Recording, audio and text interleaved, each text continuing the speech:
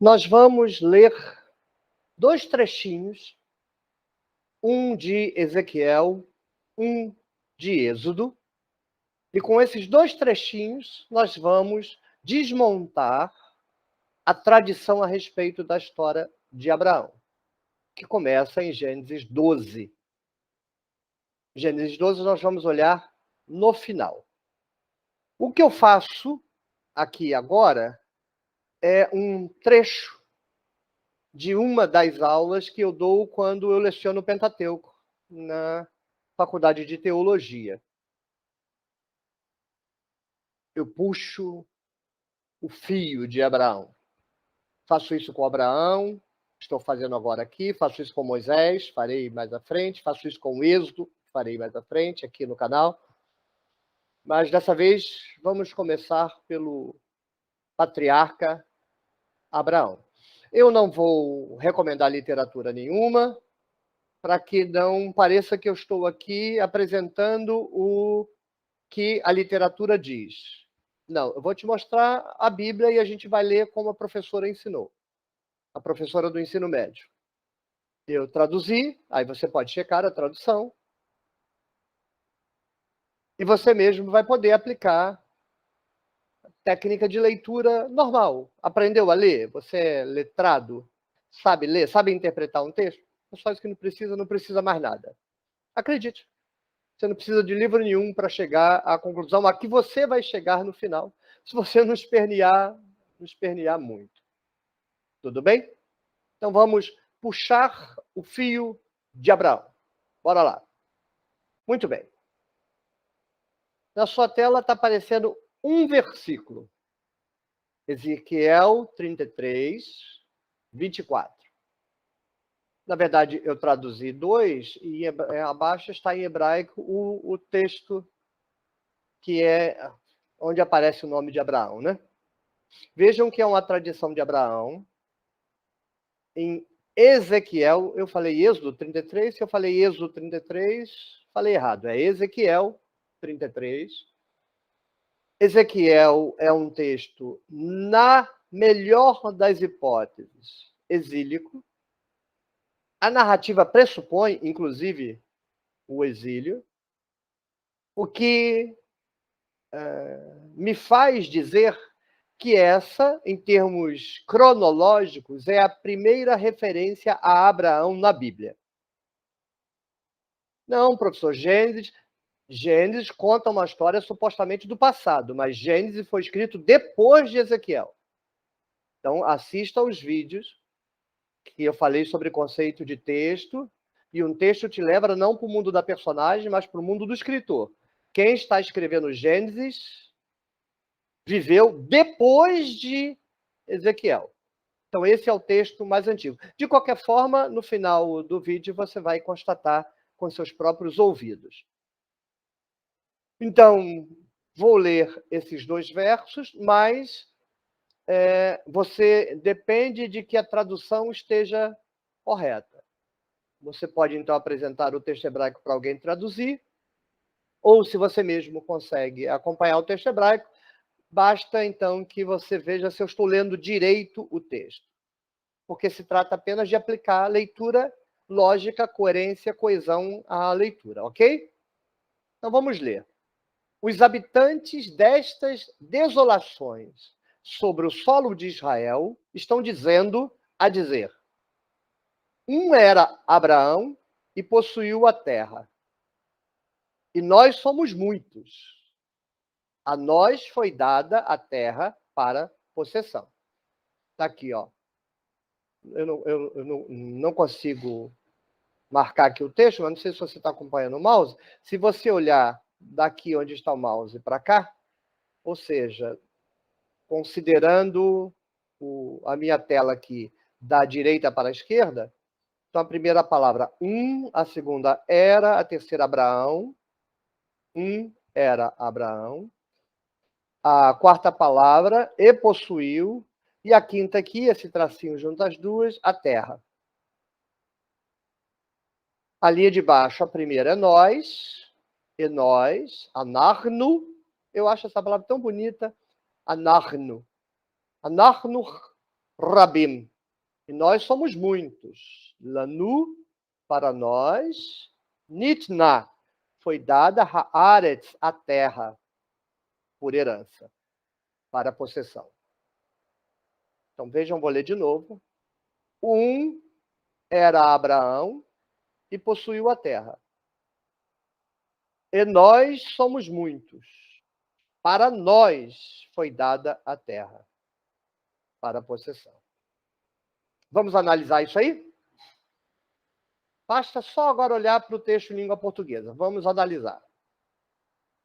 Alguém, o redator, sempre o redator, esquece os personagens, o redator está escrevendo uma narrativa.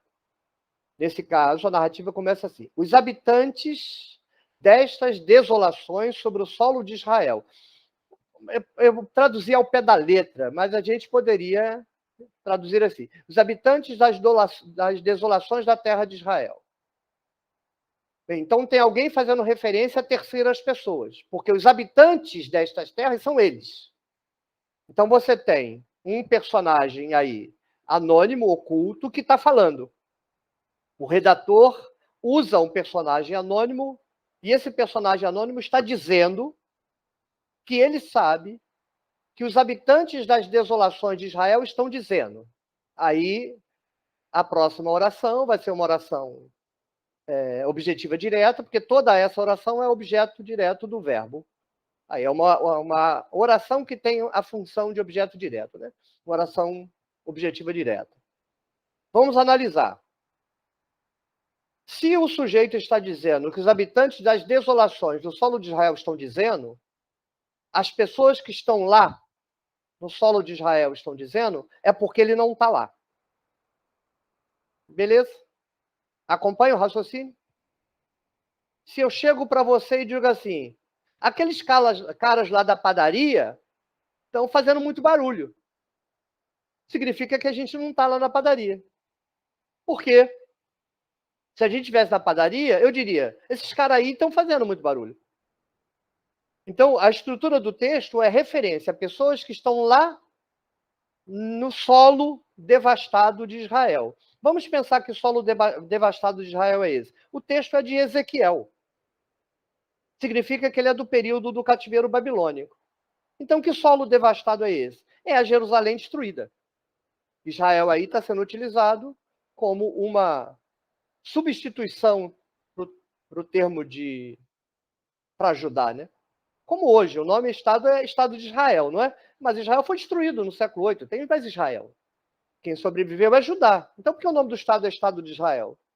Porque o nome de Israel se sobrepôs ao nome de Judá. Judá ficou como sendo um território e eles adotaram o nome do país que foi destruído. É o que acontece aí, ou seja, a tradição já é antiga. Os judaítas estão lá, no território de Jerusalém, que está todo destruído. O território foi destruído em 587 a.C. e só vai começar a ser reconstruído em 520, vai ficar 70 anos destruído. Então tem alguém em algum lugar fazendo referência a esse pessoal que está lá na Babilônia. Acompanha o raciocínio?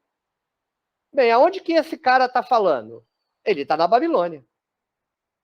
Então tem alguém que representa o grupo, porque se ele está falando que os caras de lá estão dizendo determinada coisa, ele está falando isso para a patota dele. Aí, gente, junta aí, chega aí. Aí a patota dele chega. Os caras lá estão dizendo... Os caras lá da onde? Lá da desolação, lá daquela porcaria de terra destruída lá. Entende? Então você tem três núcleos de personagens ocultos aí. Você tem o sujeito que está fazendo a declaração de que o pessoal que está lá nas desolações de Israel estão dizendo alguma coisa. O pessoal de Israel que está lá nas desolações dizendo alguma coisa, que na verdade é o pessoal de Judá. E o pessoal para quem esse cara que está dizendo que os caras da Babilônia, os caras lá de Jerusalém, estão dizendo alguma coisa, está dizendo. Então você tem o personagem que fala, a patota dele que está ouvindo o que ele fala, e os grupos lá que estão dizendo o que ele está dizendo, o que eles estão dizendo. Então tem um grupo em Jerusalém e o outro grupo está na Babilônia. O grupo que está na Babilônia é um grupo só, mas tem uma pessoa falando para os colegas lá do grupo. Então, são dois grupos, o pessoal de Jerusalém e o pessoal da Babilônia. Acompanhou o raciocínio? Os habitantes destas desolações sobre o solo de Israel estão dizendo, eu estou do lado de cá e estou dizendo que o pessoal lá de Vila Velha está dizendo. Ok? E o que é que eles estão dizendo? Agora preste atenção, hein? Vejam como, para estudar a Bíblia com seriedade, desde que você tenha a tradução certa, só basta o que você aprendeu no ensino médio. Porque, veja bem, vamos voltar para o raciocínio anterior. Você não sabe nada de Jerusalém, você não sabe nada da Babilônia, ok? Esquece Jerusalém, esquece Babilônia por enquanto. Vamos ler a narrativa e pensar no que eu consigo extrair dela. Os habitantes destas desolações sobre o solo de Israel, não sei quem é Israel, não sei que desolações é essa, mas é um grupo de habitantes que está em algum lugar.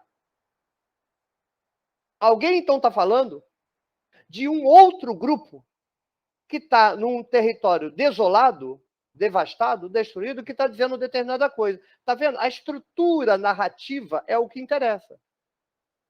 Eu posso ir preenchendo os vazios, porque eu sou um pesquisador da Bíblia, sou um leitor da Bíblia, conheço os detalhes. Mas a informação geral, não detalhada, mas geral, está na narrativa.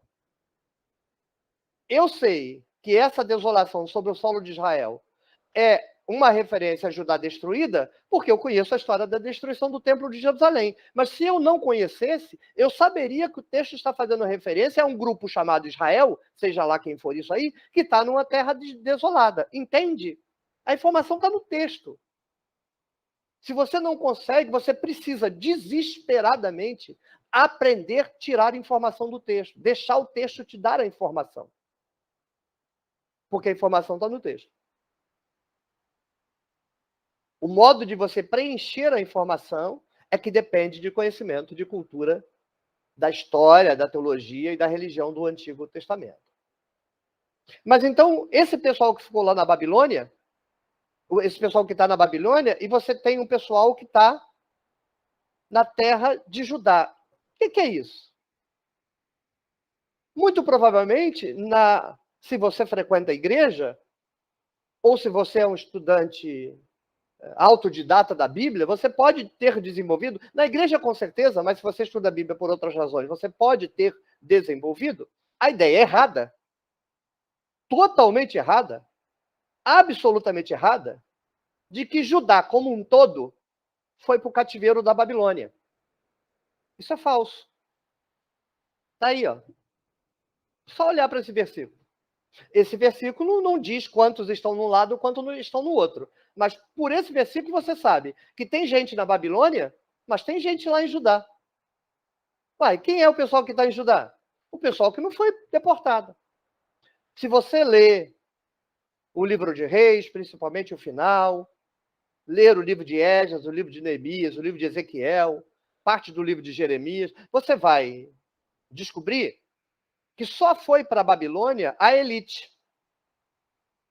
Calcula-se, grosso modo, e aqui eu não estou usando expertise minha, só fazendo referência à literatura, porque eu não tenho competência para isso, não saberia precisar, então eu recorro à informação, e se tiver errado é culpa deles, que a população de Judá em 587 era em torno de 50 mil pessoas. No máximo, 5 mil foi deportado. 45 mil pessoas continuaram a sua vida como se nada tivesse acontecido. Não houve cativeiro de Judá. Isso é falso. Houve o cativeiro da elite. O rei, a mulher do rei, a mãe do rei, os filhos do rei, os funcionários do rei, profeta, cultico, sacerdote, escriba, os ferreiros, os soldados e a elite financeira que mora em Jerusalém. A liderança, a corte. O mesmo pessoal que veio para o Brasil em 1808, a corte do rei João. Portugal veio para o Brasil? Não, quando Napoleão invadiu Portugal, só veio a elite. O resto ficou lá em Portugal, entregue ao Deus dará. Mesma coisa, quando a Babilônia invadiu Jerusalém, aí não é que a corte fugiu para a Babilônia, foi levada aos tapas, como prisioneiro de guerra. E a população ficou. E essa população vai viver a sua vida livre de rei, de sacerdote, de profeta cultico, livre, por 70 anos. A gente não sabe os detalhes de como a vida deles transcorreu. Só sabe que eles se livraram do rei. Pois bem, então nós temos informação. Tem judaítas em Jerusalém e judaítas na Babilônia. Os judaítas que estão na Babilônia, dependendo de quando esse texto tenha sido escrito, se logo no início do cativeiro, se já no final, ou é a própria elite que foi para a Babilônia, eu não apostaria, ou é a segunda geração, os filhos e, eventualmente, netos do pessoal da elite que foi para a Babilônia. Os descendentes da elite. Como os príncipes herdeiros que tem no Brasil, que volta e meia querem que a gente volte para a monarquia. Será por quê, né? Será porque eles querem que o Brasil volte à monarquia? Porque então, em São Príncipe, o título vale para quê? Provavelmente eles devem ganhar alguma grana da família, porque é uma dinastia, né? Eventualmente até o governo paga coisa para eles. Não duvido que eles recebam alguma coisa do governo, não. Mas é a mesma coisa. Os descendentes daquela elite ainda se consideram elite. E você tem os pobres, os camponeses. Eventualmente uma, entre aspas, classe média que tenha permanecido lá em Jerusalém e das cidades vizinhas. Beleza? Agora, vamos ver o que o pessoal que ficou em Jerusalém está dizendo. Presta atenção, por favor. Olha o argumento. Era Abraão e possuiu a terra. Qual terra? A terra em que eles estão, a terra de Judá. Esta terra, onde nós estamos, era de Abraão, que era um só. Não tem dois Abraão, não tem três, era um. A terra era dele. E nós somos muitos.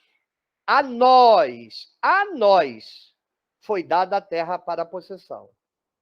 Acabou de ir para a cucuia, para o ralo, tudo que você ouviu na sua vida sobre Abraão.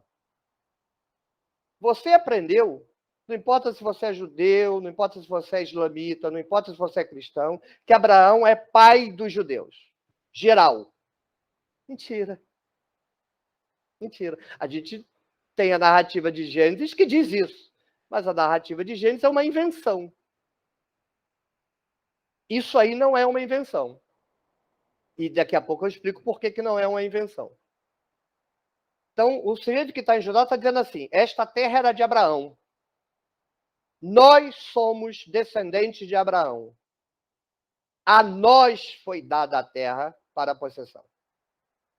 Vamos desenvolver a frase? Vamos. Um só era Abraão.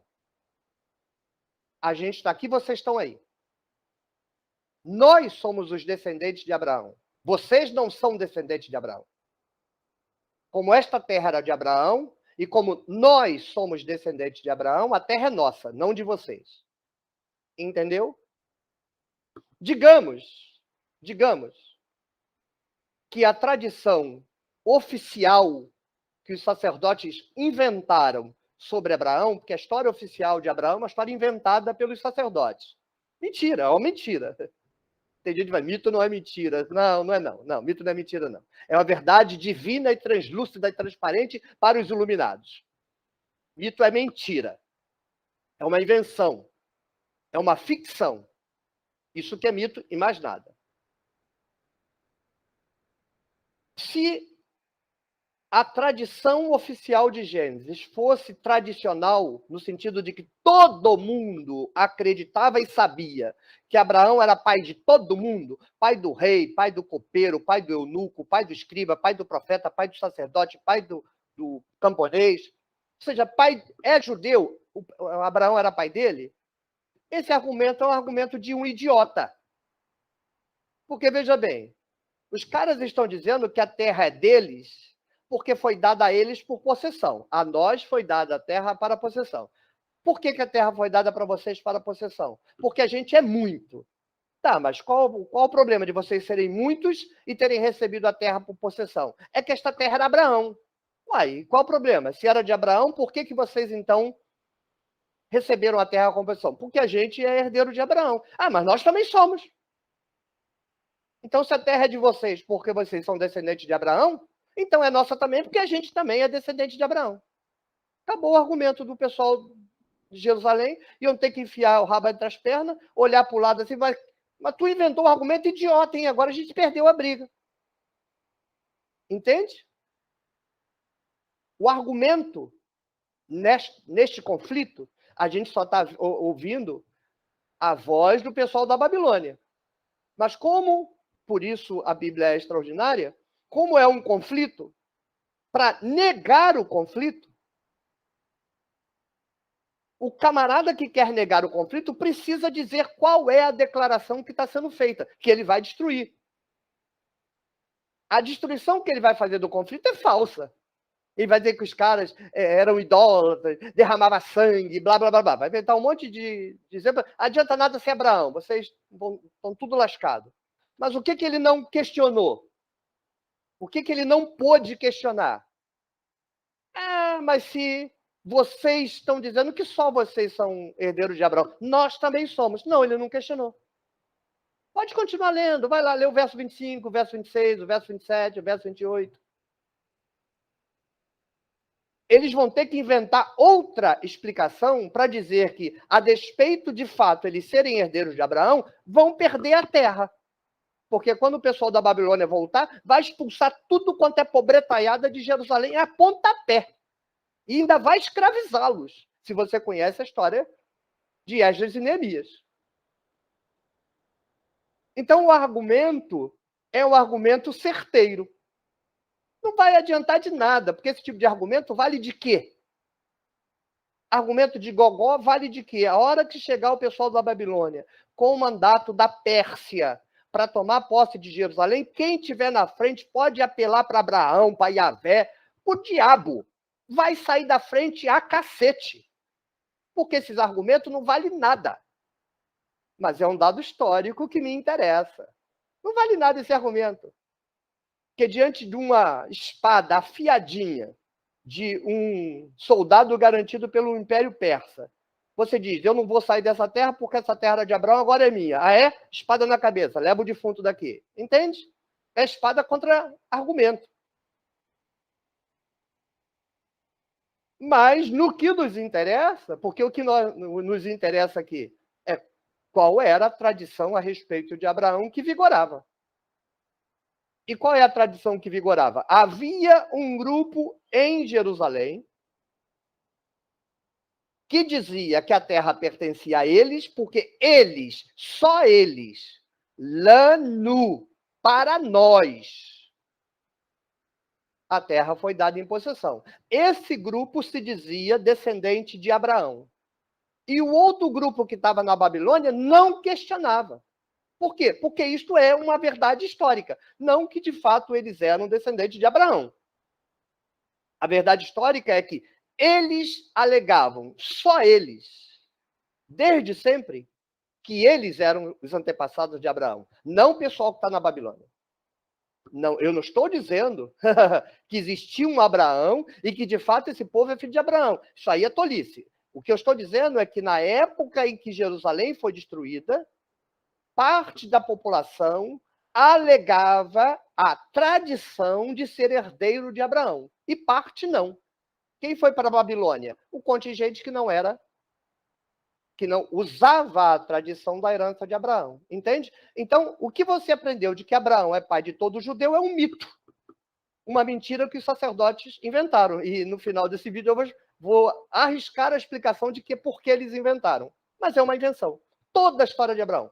Mito puro. Aí fica o pessoal pegando as passagens de Abraão e reconstruindo o mundo. Pelo amor de Deus, vergonha alheia. Vergonha alheia. Tudo. O sacrifício de Isaac, inventado. Tudo. Absolutamente tudo inventado. O único fato histórico é a tradição de parte da população judaica que apelava ser descendente de Abraão. Agora eu vou para literatura especializada. Tem um pesquisador. Eu vou ver se eu coloco nas informações do vídeo, tá? Não quero ficar enchendo como se o vídeo fosse uma palestra de universidade, né? O cara cita 500 rodapé. Eu vou botar ali a informação no vídeo para quem quiser investigar, vai investigar. E o artigo que eu publiquei? No artigo que eu publiquei tem a informação. Você vai lá e checa a informação. Eu vou botar o artigo publicado. Por volta do século 13, 12 a.C., o Egito fez uma incursão militar na Palestina, no que hoje é a Palestina, e cobrou imposto lá do Monte de Reis. E quando ele voltou para o Egito, ele fez uma estela comemorativa, e nessa estela comemorativa ele botou o nome de todos os povos que estavam lá na Palestina, de quem ele cobrou imposto. E no meio dos povos tem um povo chamado Raham.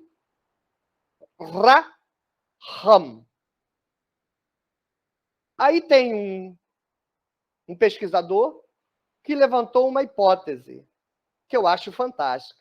Está no livro do Mário Liverani, Para Além da Bíblia. Ele faz a referência ao pesquisador. Ele disse assim, muito arguto: então tem um povo na Palestina que se autodenomina Raham. Sim. A expressão pai em hebraico, ave, é pai, antepassado. Então, quem é o pai dos Raham? O Ab-Raham. Você pode ler o nome de Abraão aqui, a terceira palavra, da direita para a esquerda, na primeira linha hebraica. Ab-Raham, o pai dos Raham. Então, esse especialista, e eu concordo com ele, para mim é a melhor explicação sobre quem são os abramitas, é o contingente principal de moradores do que vai se tornar Judá, camponeses, o povo chamado Raham, porque os judaítas, nem ali eles residiam, os judaítas são uma tribo árabe que vai entrar no território dos Raham, pedir guarida ali, e depois vai tomar o poder. Mas no território de Judá, o povo, o contingente que ali mora e que tem as tradições, é o povo Raham, que afirma que a terra era do pai deles. Nós, entendam, nós somos o povo Raham. Esta terra pertencia ao pai dos Raham, o Ab-Raham. Entende? Por isso, quando os judaítas entraram, eles nunca adotaram Abraão como um antepassado, porque Abraão não é antepassado dos judeus. Abraão é antepassado de outro povo, os Raham. Por isso que, como Judá vai tomar o poder em Jerusalém, Judá entra no território dos Raham, por volta do século 11, 10, talvez. Com o passar do tempo, ele toma o poder em Jerusalém, e de Jerusalém ele toma o poder sobre todo o povo Raham, ou seja, vamos simplificar, os abramitas. Quando eu falar neste canal dos abramitas, eu estou falando do povo Raham, cujo antepassado é o Ab-Raham, que vai virar Abraão. Como os judaítas chegam no território dos Raham, tomam o poder, quando os babilônicos vierem levar a elite, ou seja, quem está no poder, leva os judaítas para a Babilônia. Mas os Raham ficaram. Os abramitas ficaram, que é a população campesina, que está nessa terra há séculos. Quando os Raham, depois de 70 anos, sem o traste do judaíta que estava no poder, ouve que os judaítas vão voltar e tomar a terra de novo, eles dizem, não, essa terra é nossa, não de vocês. Essa terra pertenceu ao Ab-Raham, ao pai dos Raham. Vocês não são descendentes do pai dos Raham, porque vocês não são Raham. Então a terra não é de vocês. Argumento jurídico perfeito. Mas em que país argumento jurídico tem validade? Os argumentos jurídicos só têm validade se ao lado dele tem uma garrucha, um cara poderoso. Por exemplo, vamos para os Estados Unidos. 12% da população dos Estados Unidos é de negros. 88% é de brancos. Vamos para a cadeia nos Estados Unidos. Entre 60% e 70% do povo que está na cadeia nos Estados Unidos é de negro. De 30% a 40% de branco. Se você é um conservador miserável, e se você é um conservador miserável desse tipo, você é um conservador miserável, você vai dizer que tem mais preto na cadeia porque preto é bandido.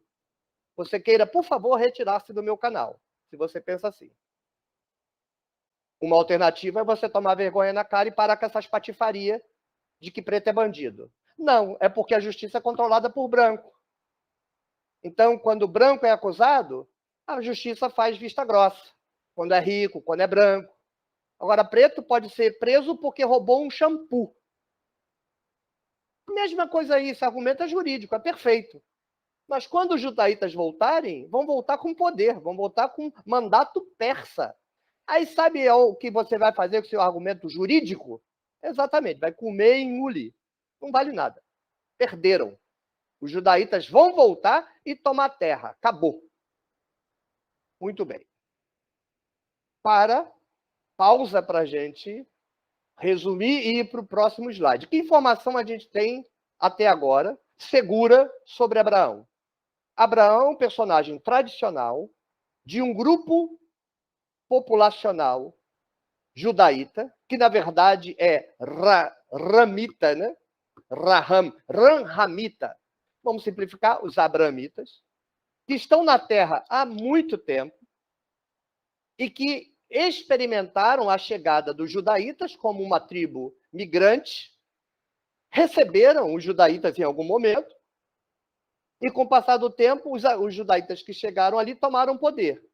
E aí ficou dois contingentes. O poder está na mão dos judaítas e a população toda é abramita, e a população apela para Abraão. Como os judaítas tomaram as terras de Jerusalém, eles foram expulsos para a periferia. Quando veio a Babilônia e destruiu Jerusalém e levou a elite embora, ou seja, levou os judaítas embora, os ramitas, os abramitas, voltaram a ocupar todo o território, como sempre. E aí experimentaram 70 anos de vida sem a elite judaíta enchendo o saco deles e tomando a terra deles, escravizando os filhos deles.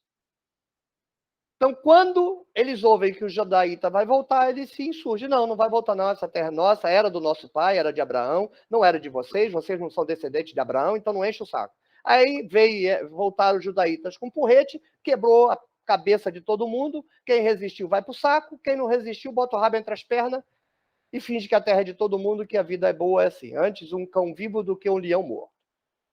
Quem era Abraão? Não temos a mínima ideia. Quem ele adorava? Não temos a mínima ideia. O único fato histórico que a gente tem até agora. Havia uma tradição. Vamos para o segundo texto? Isso é um presente. Isso é um presente. Eu sou Iavé. Apareci a Abraão, a Isaac e a Jacó como El Shaddai. E o meu nome, Iavé, não foi conhecido deles. Aqui, ó. Primeira linha, segunda linha. Então, como você não identifica, eu vou falando, se você conseguir chegar ao máximo, tudo bem, senão eu vou falando o número da palavra. Primeira palavra, eu apareci, eu não traduzi, eu sou Iavé, né? Eu apareci, El Abraham, El Jacob, não, a Isaac, né? Itzhak, a Isaac, El Yaakov, a Jacó, como El Shaddai. Segunda linha. E o meu nome, Iavé, não foi conhecido deles. Está traduzido ao pé da letra. Eu apareci a Abraão, a Isaac e a Jacó como El Shaddai, e o meu nome, Iavé, não foi conhecido deles. Atenção. Abraão, Isaac e Jacó, segundo esta tradição, que é sacerdotal do Templo de Jerusalém, não conhecia Iavé. Ou seja, os abramitas, o povo Raham, não era adorador de Iavé. Eles eram adoradores de El Shaddai. São politeístas. O que significa que eles adoram El Shaddai, adoram Yahvé, adoram Asherá, adoram todo mundo. Mas quem é o Deus da tribo? Quem é o Deus do grupamento? É o Shaddai. Mas vejam a malandragem. Vejam a malandragem. O texto está dizendo que Abraão, Isaac e Jacó não conheciam o nome Yahvé. Nunca ouviram falar do nome Yahvé. Não está escrito isso aí? Você sabe ler? Tem umas Bíblias malandras aí que botam assim, não fui conhecido perfeitamente. É tradutor das pilantragens. Com todo respeito. É o tradutor das pilantragens. Porque não tem nada no texto que permita você fazer isso. O texto é claro. Não foi conhecido.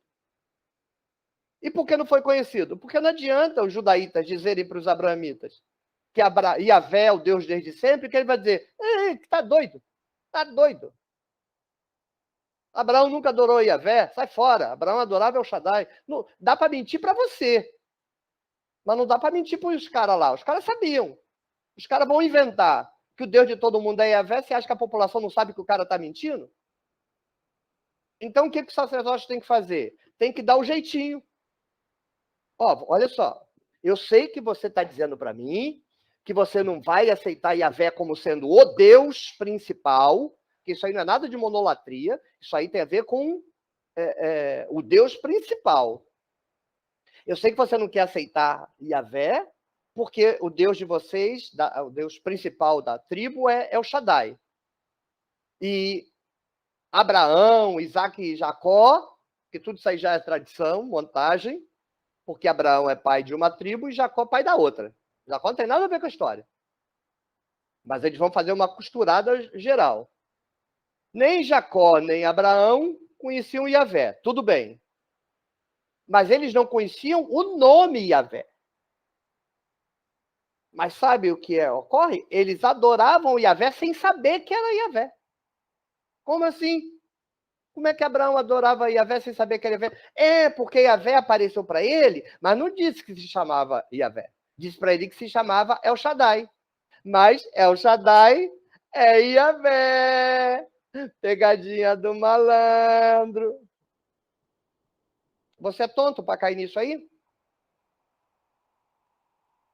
Você acha que os caras lá na época caíram nisso aí? Nem os caras. Isso aí é catequese para os netos dele. Os caras vão aceitar Yahvé no cacete mesmo. Vai ser assim na Reforma, vai ser assim com o Islã, vai ser com o cristianismo. No monoteísmo, nessa tradição, você apresenta o Deus assim bonitinho. Olha que Deus lindo, não aceitou, mata o desgraçado. Sorrindo e jogando na fogueira. É assim, começou assim. É assim na história inteira, porque está no DNA. Está no DNA. Então vai aceitar Yahvé. Tanto que aceitou, né? Se não aceitar por bem, vai por mal. O que você prefere? Aceita a conversa fiada que a gente está inventando e fica vivo aí, ou vai pro pau de arara. A malandragem também aconteceu com os jesuítas aqui na tentativa de catequização dos índios, né? Porque os índios lá tinham uma entidade, Tupã, e os missionários cristãos começaram a dizer que Tupã era Jesus. Não, vocês conhecem Jesus, só que você conhece ele pelo nome de Tupã. De onde eles tiraram isso? Dessa estratégia marota aí do Templo de Jerusalém, né? Paulo também usou essa estratégia marota. Chegou lá no Areópago, aí estava a estátua lá do Deus desconhecido. Olha lá, vocês conhecem. Aquele Deus desconhecido é isso que eu estou anunciando. Tudo estratégia para enrolar o outro. Para conquistar, né? Depois que conquista, larga para lá. O negócio é conquistar o sujeito. Agora vamos aprofundar um pouquinho. O que está acontecendo? Se o Templo de Jerusalém vai demonizar os deuses todos, por que ele aceitou identificar Yahvé com El Shaddai? Porque vejam que, a despeito dele impor Yahvé, ele fez uma concessão. Fez ou não fez? Consegue entender qual a concessão que ele fez? Ele está deixando os camponeses guardarem a memória de Abraão. Então, de El Shaddai. Então, em casa, eles podem fazer o culto a El Shaddai, não tem problema nenhum. Vamos fazer um negócio, vamos combinar um negócio, beleza? Vocês vão ter que vir a Jerusalém. vai ter que vir a Jerusalém. Eu depois vou fazer um vídeo como esse para o Salmo 127, tá? Se prepare, para no final você chorar. Você vai ter que vir aqui em Jerusalém. Negocie tudo, tudo eu negocio, mas vai ter que vir a Jerusalém, beleza? Quando você vier a Jerusalém, você vai bater palma para Yahvé. É culto para Yahvé, não vai ter nada de El Shaddai, é Yahvé, aí você canta para Yahvé, sacrifica para Yahvé, dá dinheiro para Yahvé, beleza? Quando você voltar para a sua cidade, aí lá você faz a sua festa com a sua família, com os vizinhos, aí você faz uma festa para El Shaddai. Você vai ensinar para os seus filhos que El Shaddai é Yahvé, beleza?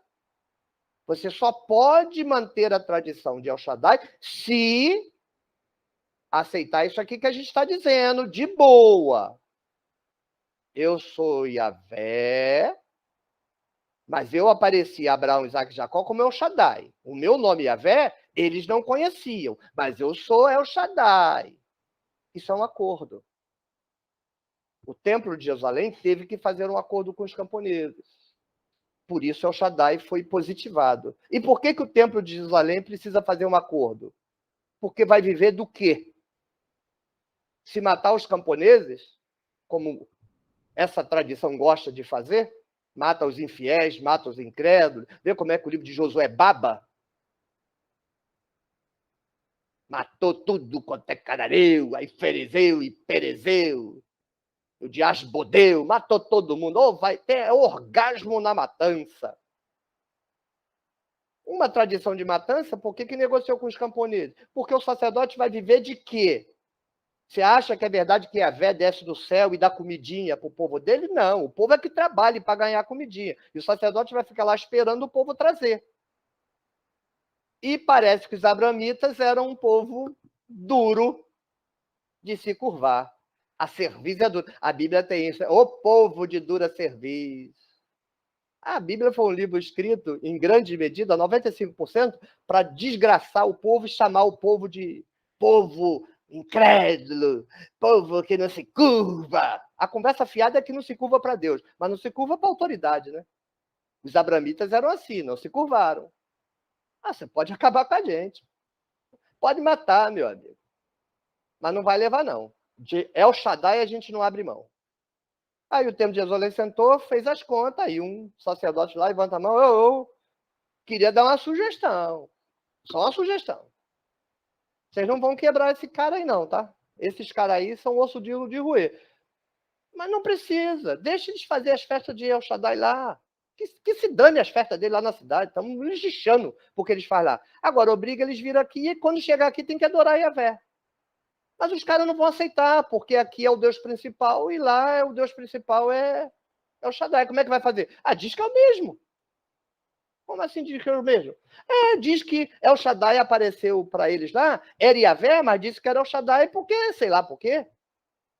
É mais ou menos igual essa teologia moderníssima. Aqui eu vou ser muito provocativo. As crianças saiam da sala.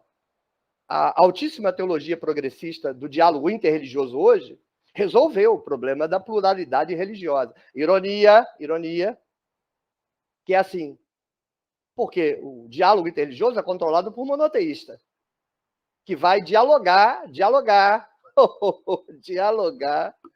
Eu morro de rir de tanto cinismo.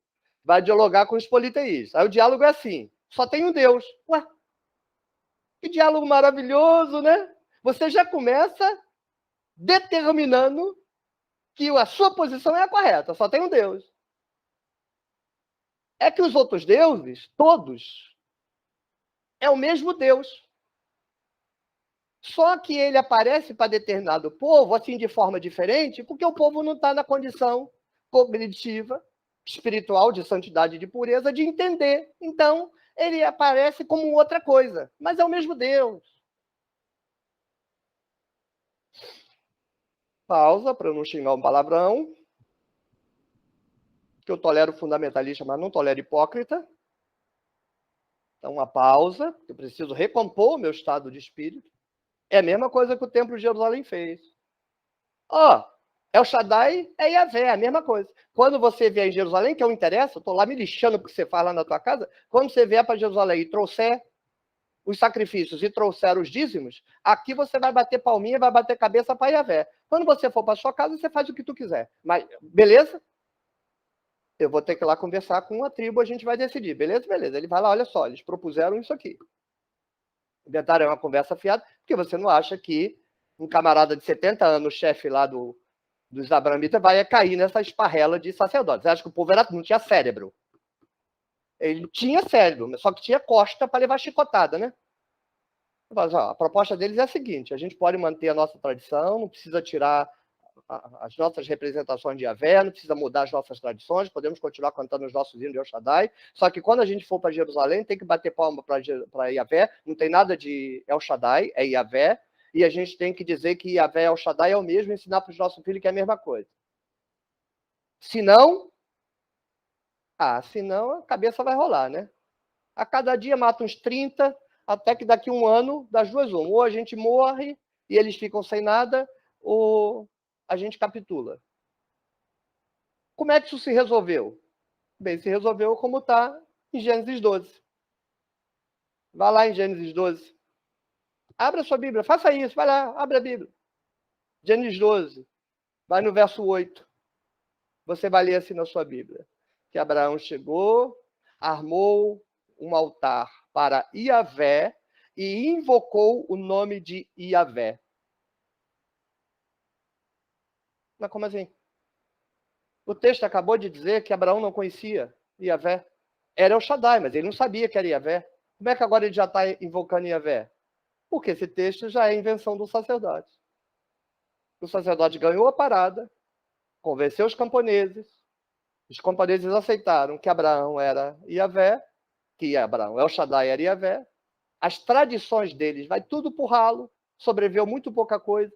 O culto das árvores sobreviveu.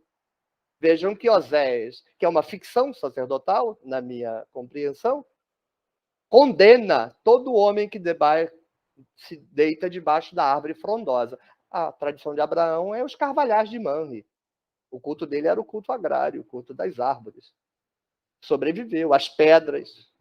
Sobreviveu. A tradição está enfiada lá dentro. Eu vou colocar um artigo que eu escrevi junto com o Haroldo Heimer sobre isso aí.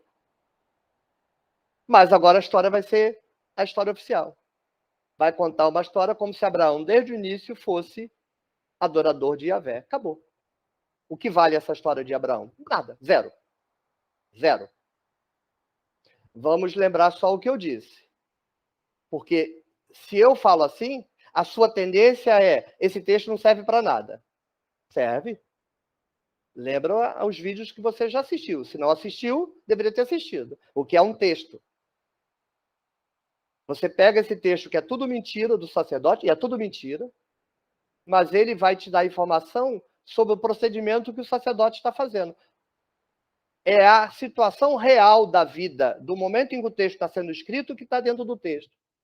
Por exemplo, por que Abraão vai dar dízimo para Melquisedeque? Que é sacerdote de Salém, Jerusalém. Porque tem que convencer os abramitas a pagar dízimo para o templo de Jerusalém para Yahvé. O abramita nunca pagou dízimo para o templo de Jerusalém e Yahvé. Então eles vão escrever uma história. Interpretação minha, fique à vontade de seguir a literatura. Por que Abraão vai fazer sacrifício de Isaac? Porque a hora que o sacerdote inventar, porque é outra invenção sacerdotal, que o abramita tem que vir no templo de Jerusalém matar bicho, porque senão Yahvé mata ele, o abramita vai dizer: não, Abraão nunca fez isso. Não, fez, vou te contar uma história. Vou te contar uma história. Você acha que essa história é verdadeira, querido? Ela não conta nada do passado, ela conta o que está acontecendo agora. Agora os abramitas têm que vir trazer o bicho. Então você faz uma narrativa para dizer para a população que ela tem que vir em Jerusalém matar bicho, que até o pai dela fazia. Mas tudo isso é história fictícia. E a primeira geração que ouviu a história olhou no olho do sacerdote e falou: mas tu é muito pilantra, cara. Aí o sacerdote fala para ele: eu sou pilantra, mas tenho uma espada, e você? Aí o neto dele olha para o pai e diz: pai, mas a história que você me contava, meu filho, fica quieto. Faz o que seu pai está falando. Vai lá, bate cabeça para Yahvé, bate palminha. O neto já vai falar: ih, pai, olha que legal essa história. O bisneto nunca soube das histórias do pai. Ou seja, Na geração presente, o texto não está sendo escrito para convencer as pessoas como se conversa fiada convencesse a população. A população presente, no momento da invenção da tradição, é convencida à espada, literalmente. A narrativa é feita para você convencer o filho, o neto e o bisneto. Então, depois de 3 gerações, você não precisa mais fazer força. É igual hoje. Alguém hoje precisa ir lá na igreja botar um soldado na porta de cada um para seguir as tradições? Não, porque a tradição já está enfiada na cabeça da criança desde o berço. E estas palavras que hoje te ordeno, as inculcarás a teu filho, sentado no caminho, andando, levantando, o nome disso é lavagem cerebral, a gente chama de catequese.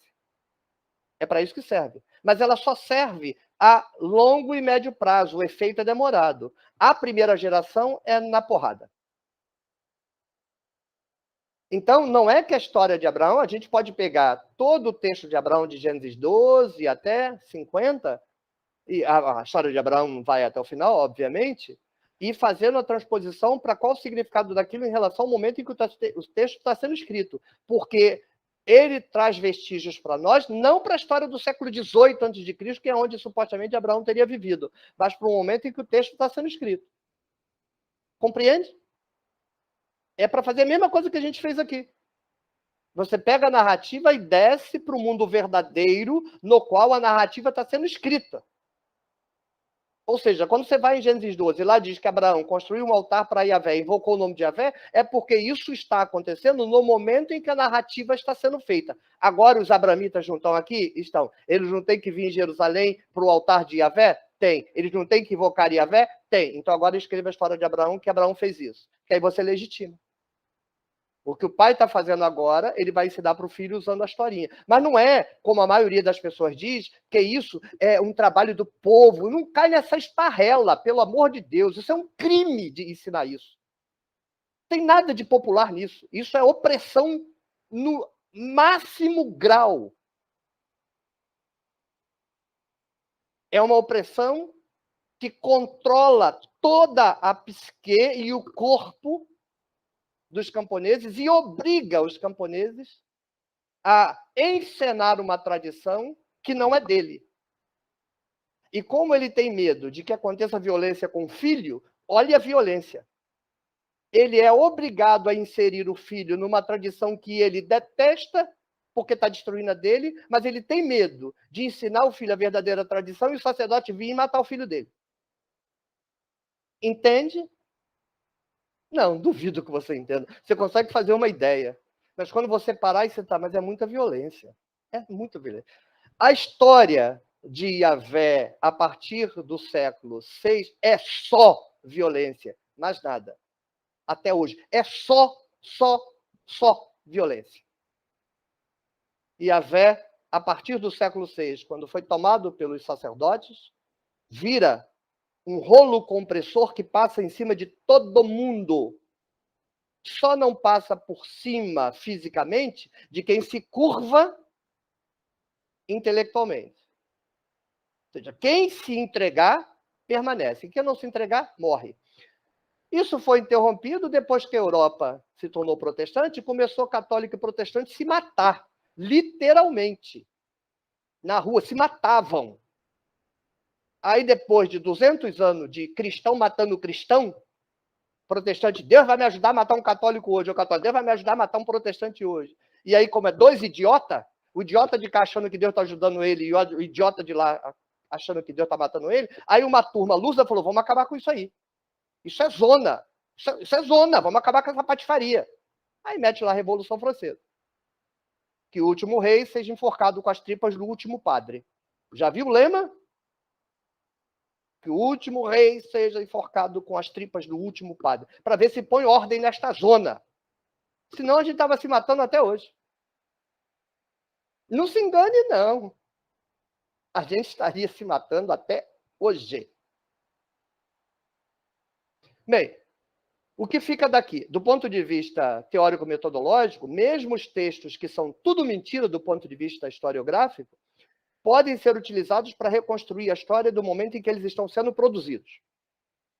Tá claro? Não faremos isso com Gênesis 12 aqui, porque daria 3 horas. Mas eu vou fazer. Farei vídeos para isso. No momento, ficamos só com Isso que a gente viu. E do ponto de vista da história da religião, a gente deve aprender, então, que Abraão era o antepassado tradicional. Não estou dizendo que existiu Abraão, não. Abraão aí é uma referência a um antepassado dessa tribo. Tá claro? Que vai virar uma personagem. Mas na tradição é nosso pai. Quem? O pai dos Raham, Raham. Era o herói apenas de um grupo. Os judaítas não tem nada a ver com isso. Os judaítas não tem nada a ver com Abraão. Aí eles entram no território dos abramitas, ficam ali um tempo, tomam poder, passa um tempo, eles são levados para a Babilônia, os abramitas voltam a ficar livres dos judaítas, e aí quando os judaítas voltam, vai dar cacete nos abramitas e vai forçar os abramitas a aceitar.